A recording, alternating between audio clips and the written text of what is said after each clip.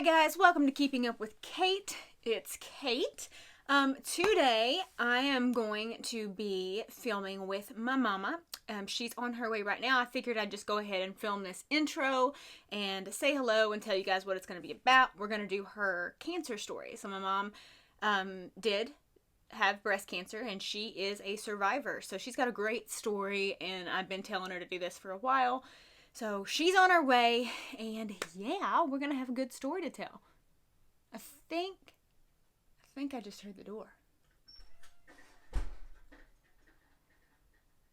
And and there she is. Yeah, I'm back here.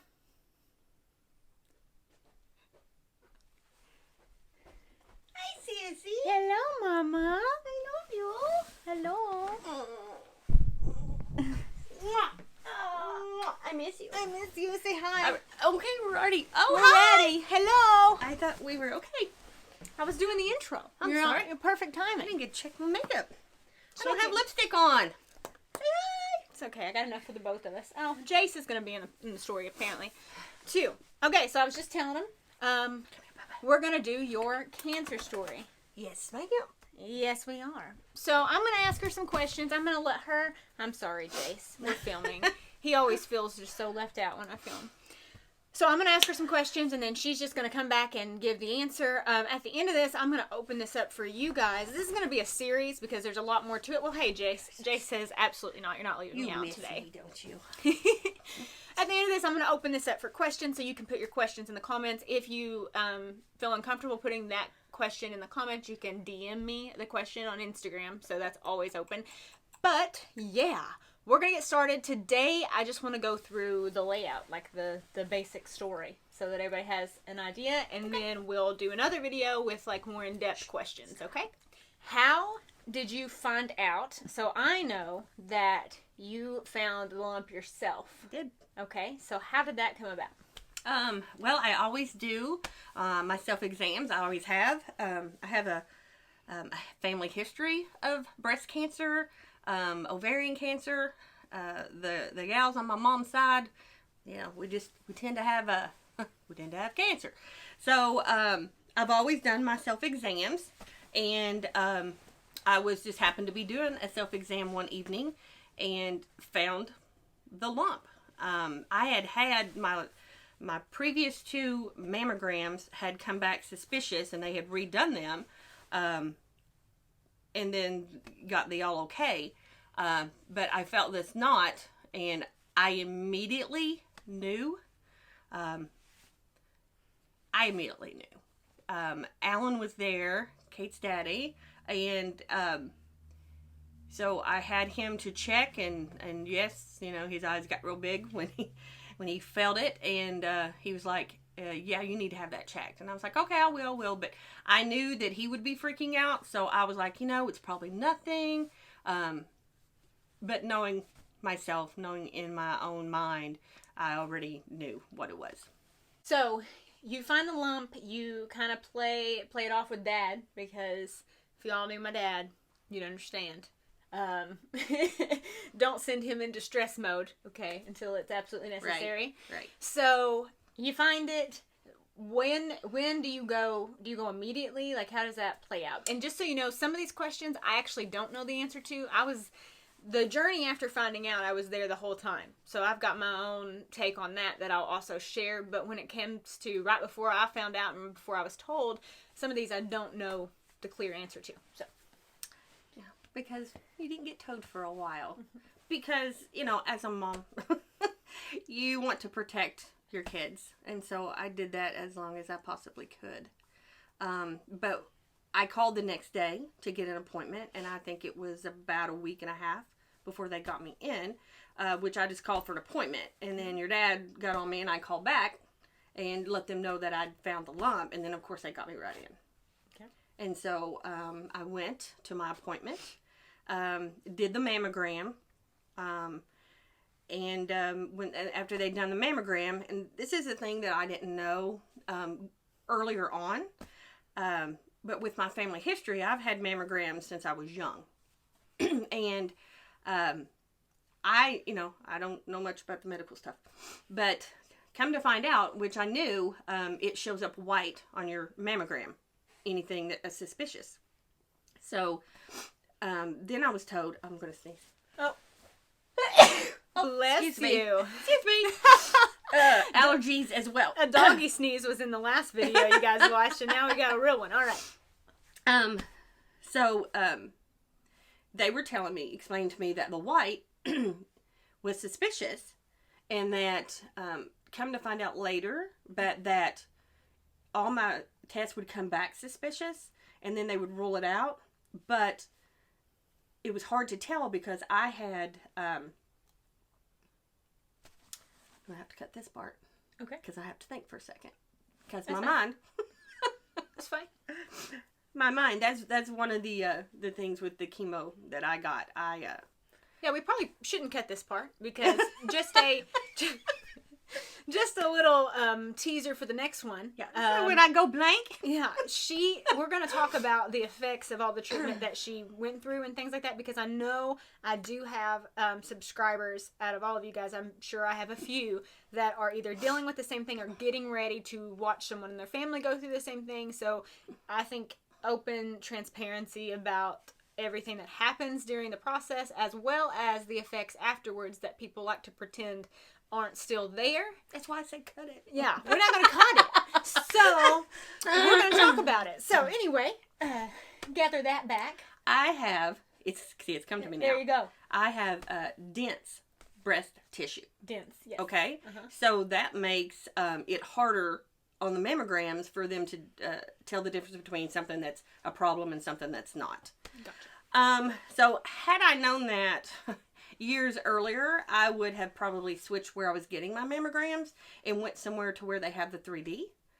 Because those, from what I understand, the problem areas would show up dark or black. So therefore, you'd be able to tell. This could have been caught Sooner.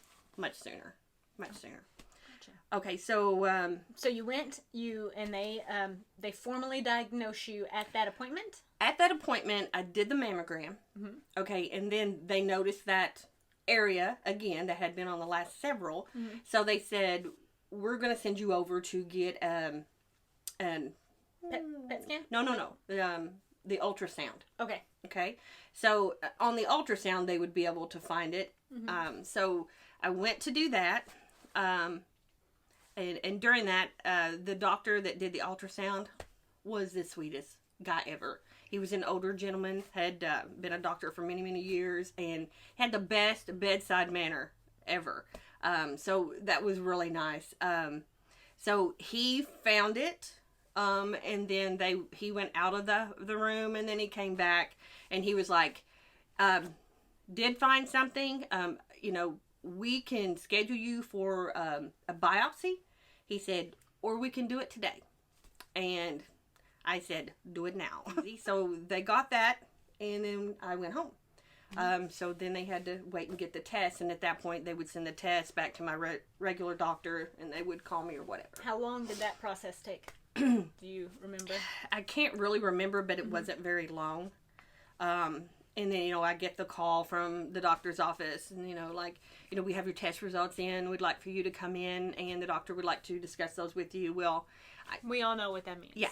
Anybody that knows me, too, is I'm very just matter of fact. And I'm like, okay, I know what this means. Can we just, rather than me drive an hour, can we just talk about it on the phone? And of course, the doctor was with other patients, and the nurse can't give information. Right. She was like, no, I can't share any information, but, the doctor would like to meet with you.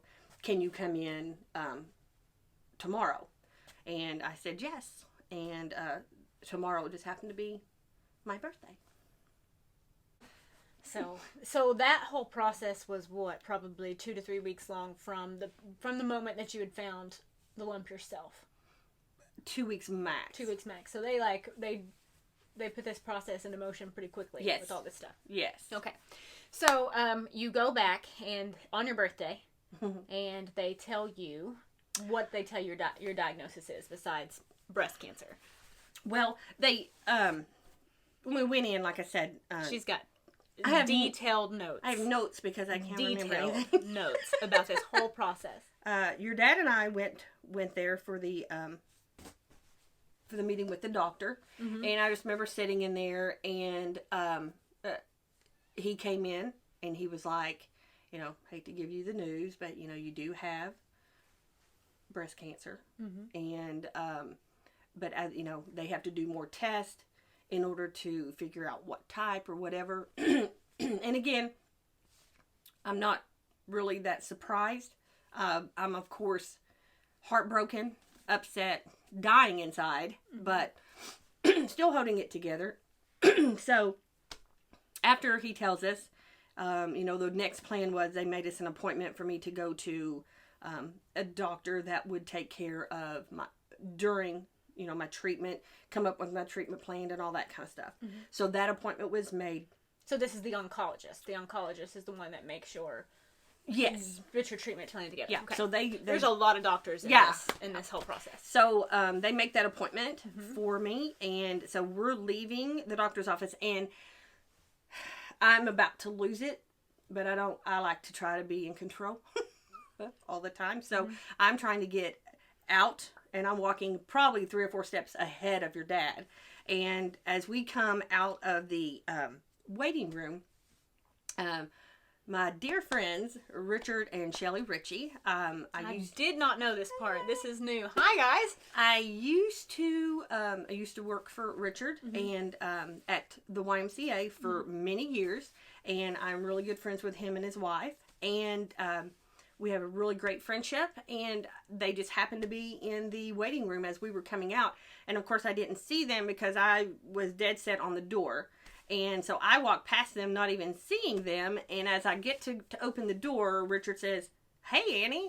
And I was like, "Oh, hey." And at that point, there's no holding anything back. I can't even compose myself. I just go ahead and leave because the tears, everything is just starting to come. And I'm not going to unfold in front of a waiting room full of people I don't know. So he and Shelley follow me and your dad out into the hallway.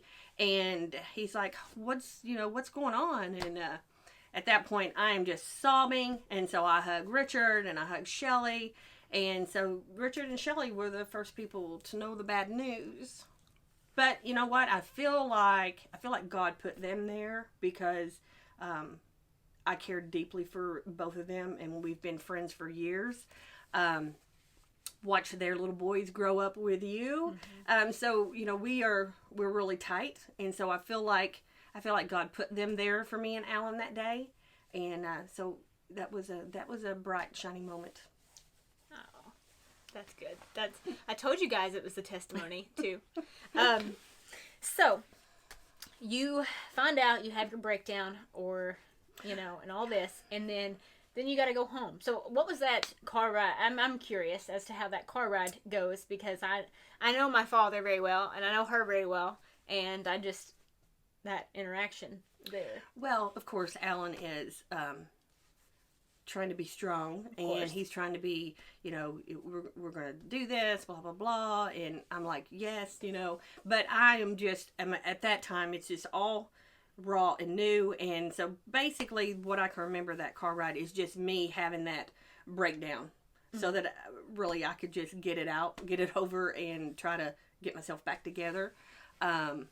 That's really about all I remember about that car ride. And this, your dad was kind of quiet because I was sobbing, and there's not much you can do besides just reach over and pat me, which always, I'm telling you, when you find your person or whatever, if they touch you, it makes it's like your breakdown turns into 1,000 times worse. I don't know that it's not worse, but what worse it does, crying, but it's a release. Yeah, yes. It's that comfort of knowing that one, you're in front of that one person that you can just lose your crap with, and there's no judgment. They're not going to tell everybody how ugly you were when you cried, that kind of thing. Yeah. So yeah, I agree. I'm the same way. Josh, my sugar glider, passed away a few weeks ago.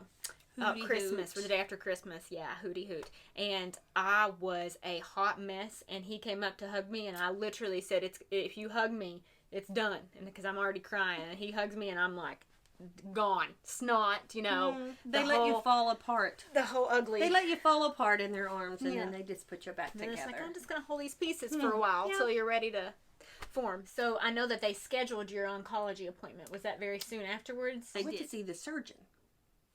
Before, because okay, so we'll back up for a second.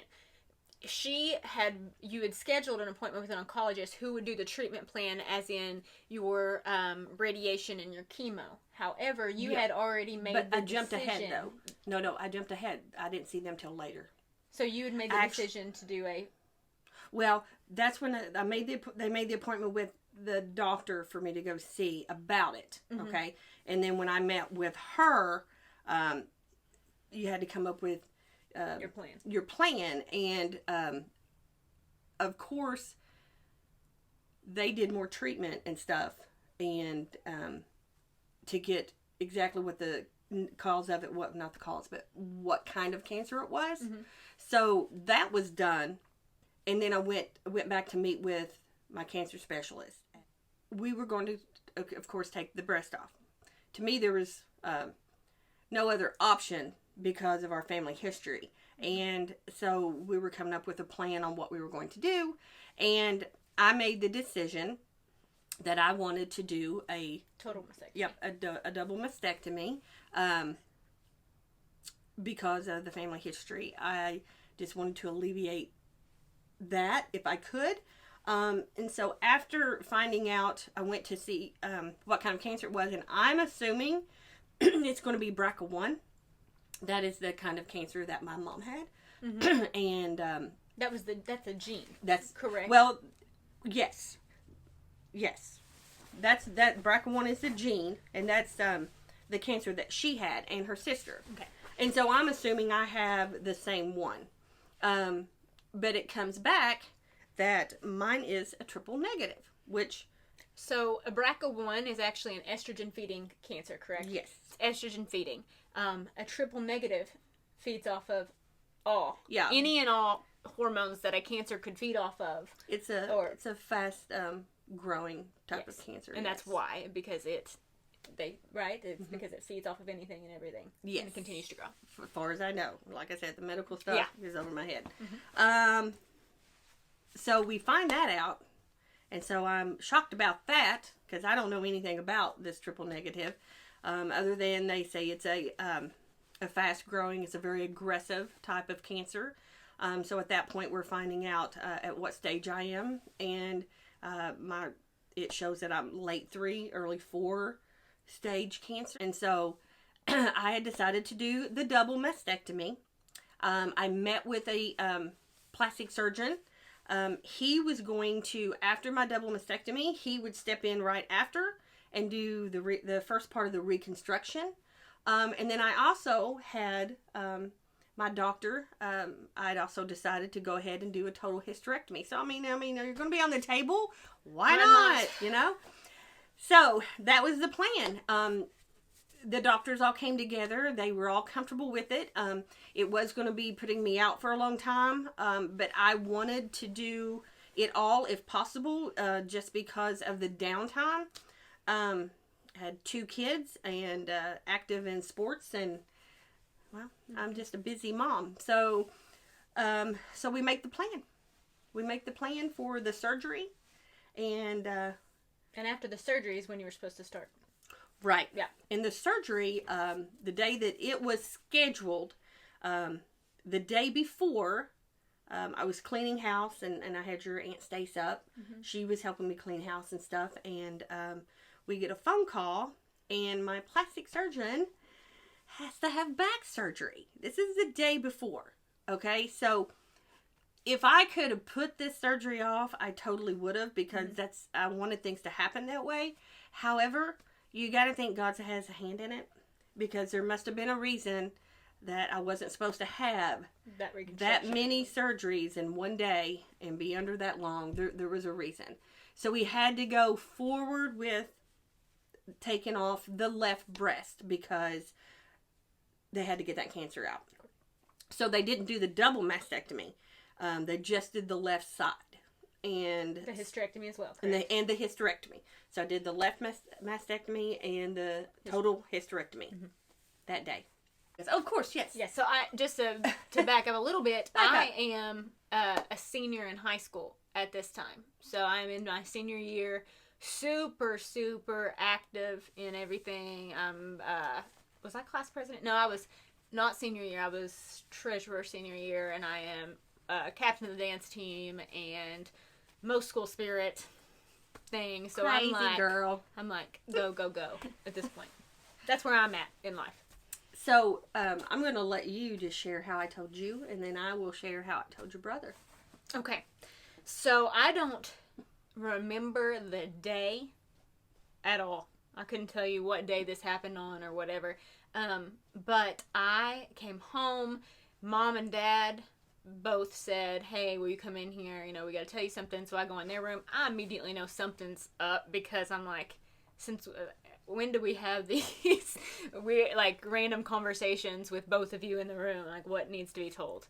So, a lot of it is honestly a blur. I do remember Mom prepping me by saying something along the lines of, I have something to tell you and I don't want you to panic, you know, or anything. Everything is going to be okay, but we got something to tell you. And at this point, I'm just like, well, just say it because you're freaking me out. So she tells me, by the time she gets it out of her mouth, it's just a sentence, she's already crying. So I don't cry. I don't know if you remember this, but I did not cry. I do not cry. And I'm which we've talked about this. I haven't done my mental health video, but at this point I'm cognitively aware of who I am as a person and my mental stability. And when it comes to anxiety and things like that, I'm like, I have to have a plan. So my immediate reaction is not to cry. It's like, nope, what are we doing? Okay, then what are we doing? What's the plan? Here we go. Let's go. And so I'm like attempting to try to comfort her, but at the same time, like, okay, well, you need to line out exactly what's going on.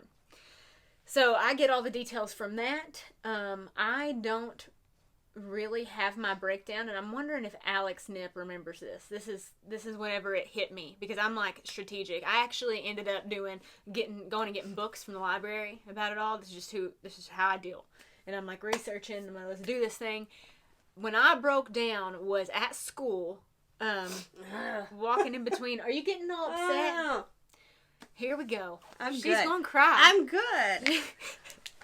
So my breakdown point is the next week. I'm at school, and I had a yearbook, which means I got to roam the halls, take pictures of people, do all this stuff during a full period of class. And so I'm by myself in the hallway, and my mind's just rolling and rolling. And I'm like, I can't exactly remember, but I'm probably like, okay, what books can I read to make this better? What can I do? Da, da, da. And I run into Alex Nip, who is a great friend of mine, has been my friend forever, for as long as I can remember. And I run into her, and she looks at me, and she can just immediately tell something's up, and she's like, are you okay? Is anything wrong? And at this point, we're not telling anyone, okay? My mom and dad we're not saying anything right now until, we get the ball rolling on the treatments and things like that. It's not something we want to announce. So I'm keeping everything quiet. So I look at Alex, and I say, no, it's not, but I cannot tell you why. And she said, okay. And I just cried in the middle of the hallway. Nobody's there. And Alex just hugs me. Alex is the most understanding and does not question anything friend that I think I've ever had. Because she literally was like, all right. Did not even pry. Nothing. And she didn't find out until it was probably another 2 to 3 weeks before we announced it and let everybody know that this is what's going on, kind of thing. And at that point, she obviously knew what that breakdown was about, but... I think I put too much on you doing that. No, you did not. Making you keep it a secret? You did not. No, see what we're going to do? I'm not crying on camera, so you don't start. No, I'm strong. I'm a strong I know you are. I made you. So that's how I found out. Now I do not know how you told Caden, because I was not there for that. And Caden was, if I was a senior, me and Caden are 7 years apart. So he was 4th or 5th grade. Fourth or fifth grade. Fourth or fifth grade. Fourth grade. Fourth grade. He was 4th grade. Yeah. So we were home alone one day. And so, I mean, trying to tell him, I was just so, because he's so little. So I bring him into the room, and I just like, something I need to tell you. I want to talk to you about. I'm going to explain everything to you. And so he just sits there and listens. Of course, he's 4th grade, and he listens. And so I explain it as much as I can. But of course, when you tell kids, as soon as you say cancer, that's all they know is cancer is bad. Cancer is really bad. So I just tried to comfort him and explain to him that I had cancer and that I already had a plan. We were going to get it taken care of, and there was nothing for him to worry about. And then I just was like, if you have any questions, just go ahead and you can ask me anything you want to ask me. And he just kind of looks at me. I said, do you have any questions? And he said, no. I said, okay. All right, well, you can go on and play, but if you have any questions, you want to talk about it, anything at all, you just come talk to me. So it was the next day, and I was in my room doing something, and Caden walks in, and he said, I do have one question. And I said, okay, what is it? And he said, are you going to die? So now I'm going to cry. Here we go. And I cried. Mm-hmm. And of course, I just assured him that I was not going to die, because I knew I wasn't going to die.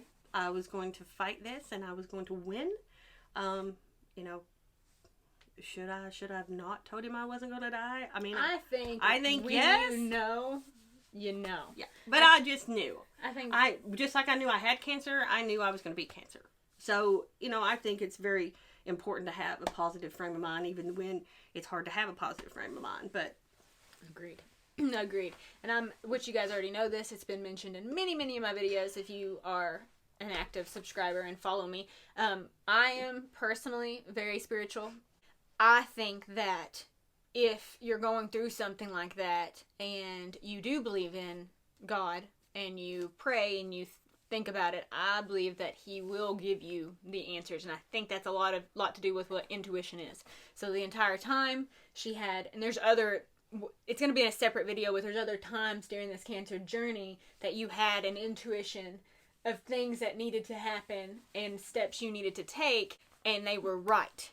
So I do think that when it's your journey and you're going through something, if you keep your eyes set on what you want and you are talking it over, excuse me, cut that out. I think if you keep your eyes set on what you want and you keep God in it and let Him speak to you, that He totally will, and He'll give you the intuition. And I think that you needed to know that you were going to be okay, because I don't know. I think the moment that you waver and I don't know if I'm going to beat it or not is the moment that you lose.